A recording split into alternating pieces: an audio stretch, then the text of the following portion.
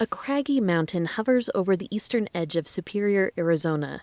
In the mid-1800s, settlers encroached on this land. As the story is told by Apache elders, a band of 75 Apache warriors discovered a secret trail to the top of the mountain and camped there in attempts to protect their land from settlers. Weeks passed before the cavalry discovered their path. One morning, just before the sun came up, the settlers took the Apaches by surprise. The natives woke to the sound of gunfire. The white settlers killed most of their enemy. The remaining Apaches saw they were surrounded and, rather than surrender, turned to the edge of the steep cliff and jumped to their deaths. Today, this place is called Apache Leap. So there's a lot of tragic history here. Like every other tribe, we're exiled out of our indigenous homelands. Former San Carlos Apache Chairman Wentzler Nosey Sr. led the tribe during a long battle with lawmakers to save this place. Like those fighters this place is named after, Nosey's tribe fought for this land, but this time in Washington.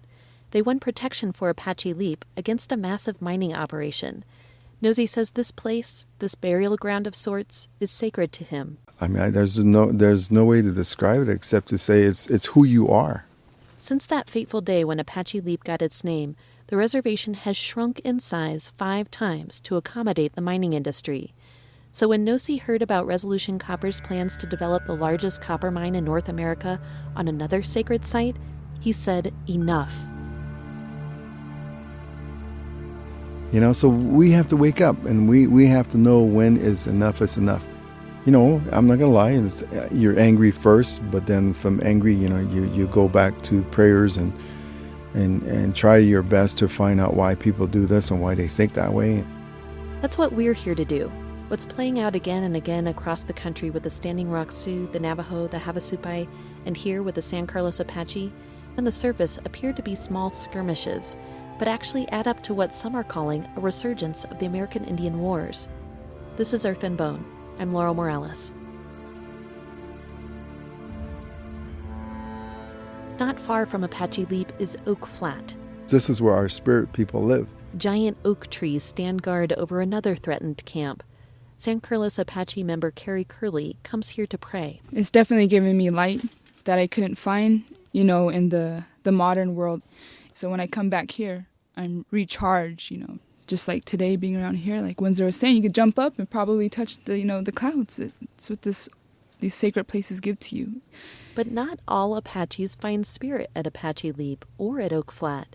Tara Kitchian is a member of the San Carlos Apache tribe. My traditional teachings did not teach me that area is special.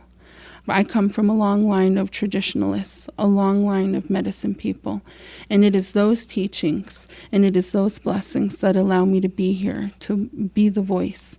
The voice of the mining company that owns this land now. Kitchian is Senior Advisor of Native American Affairs for Resolution Copper. Before taking the job, Kitchian asked elders in her family if they believe this land is sacred, and many weren't familiar with the ceremonies held there. She says there are a number of other places that she considers special. All of those areas have a song, they have a story, they have a meaning, they have a prayer dedicated to that area.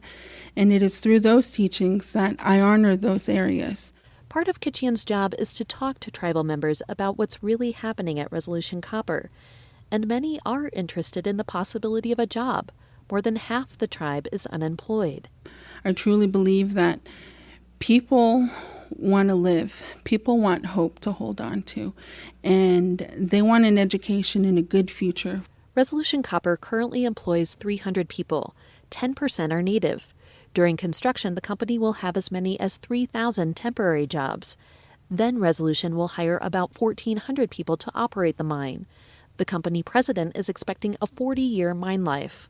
While some jobs underground will be automated, they'll need a variety of skilled labor, everything from engineers and geologists to shaft miners and mechanics. But this isn't just a jobs versus land story.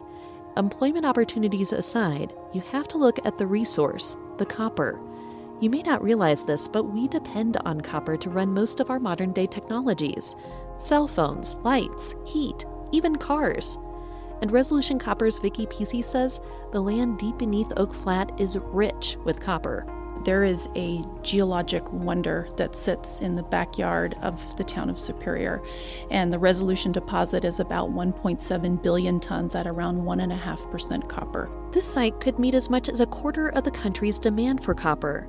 But the copper is so deep, 7,000 feet deep, more than a mile. PC says the most economical way to mine the ore is an underground method called block caving, and it will have a severe impact on the land. Shafts are sunk to the base of the deposit, and tunnels are driven beneath it. And then there's drilling and there's blasting that breaks up the rock, and through gravity, as we remove ore, more ore continues to replace it. So you're allowing by gravity to the rock to cave on itself, and you pull it out.